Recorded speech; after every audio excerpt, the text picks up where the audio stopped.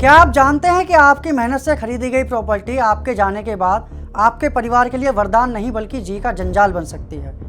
क्या आपको पता है कि बिना वसीयत या फिर विल के आपके अपनों को ही अपनी ही ज़मीन के लिए सालों तक अदालतों के धक्के खाने पड़ सकते हैं। दोस्तों, लोग वसीयत को बुढ़ापे का काम समझते हैं, लेकिन कानून कहता है कि ये हर उस शख्स की जिम्मेदारी है जिसके पास संपत्ति है।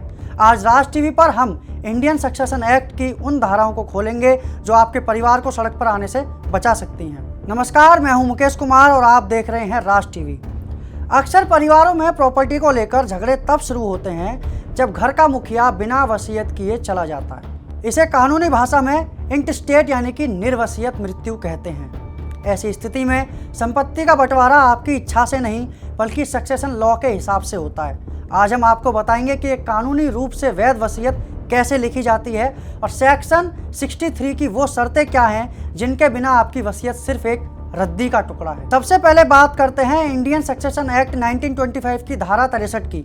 ये धारा बताती है कि एक वैध वसीयत के लिए 3 चीज़ें अनिवार्य हैं। पहला, वसीयत लिखित होनी चाहिए। दूसरा, वसीयत करने वाले के हस्ताक्षर या अंगूठे का निशान उस पर होना चाहिए। और तीसरा, जो सबसे महत्वपूर्ण है, कम से कम 2 गवाह। कानून कहता है कि इन गवाहों ने वसीयत करने वालों को साइन करते हुए देखा हो और खुद भी उस वक्त साइन किए हों। ध्यान रहे, वसीयत का गवाह वो व्यक्ति नहीं होना चाहिए जिसे उस वसीयत से कोई संपत्ति मिल रही हो, वरना वो गवाही अवैध मानी जा सकती है। अब एक बहुत बड़ा सवाल आता है कि क्या वसीयत का रजिस्ट्रेशन अनिवार्य है?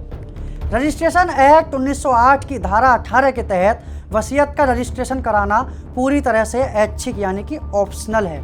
आप सादे कागज़ पर भी वसीयत लिख सकते हैं, लेकिन कानूनी एक्सपर्ट सलाह देते हैं कि इसे सब रजिस्ट्रार के पास रजिस्टर जरूर कराएं, क्योंकि रजिस्टर्ड वसीयत को कोर्ट में चुनौती देना बहुत मुश्किल होता है। डेटा बताता है कि भारत में 70% से ज़्यादा दीवानी मुकदमे सिर्फ प्रॉपर्टी के विवादों को लेकर हैं, जिन्हें एक स्पष्ट वसीयत से टाला जा सकता था। यहाँ एक और कानूनी बारीकी समझना बहुत ज़रूरी है, self acquired versus ancestral property. आप अपनी वसीयत में सिर्फ उसी संपत्ति का फैसला कर सकते हैं जो आपने खुद कमाई है। जो जायदाद आपको पूर्वजों से मिली है उस पर आपके बच्चों का जन्मसिद्ध अधिकार होता है और उसे आप वसीयत के जरिए किसी और को नहीं दे सकते। साथ ही हिंदू उत्तराधिकारी अधिनियम हिंदू सक्सेशन एक्ट 1956 के 2005 के संशोधन के बाद अब बेटियों का भी पैतृक संपत्ति में बेटों के बराबर ही कानूनी अधिकार है, चाहे वसीयत कुछ भी कहे।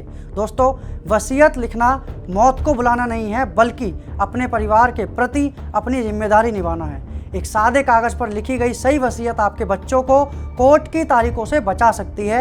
अगर आप 18 साल से ऊपर हैं और स्वस्थ दिमाग के हैं तो आज ही अपनी वसीयत पर विचार करें। याद रखिए, आपके जाने के बाद आपकी संपत्ति का बंटवारा प्यार से होगा या तकरार से, ये आज आपका सिग्नेचर तय करेगा। उम्मीद है कि कानून की इन धाराओं ने आपको जागरूक बनाया होगा। अगर वसीयत को लेकर आपका कोई तकनीकी सवाल है तो हमें कमेंट्स में ज़रूर लिखें। आपसे फिर मुलाकात होगी एक नए एपिसोड में नए मुद्दे के साथ। तब तक के लिए देखते रहिए राज टीवी।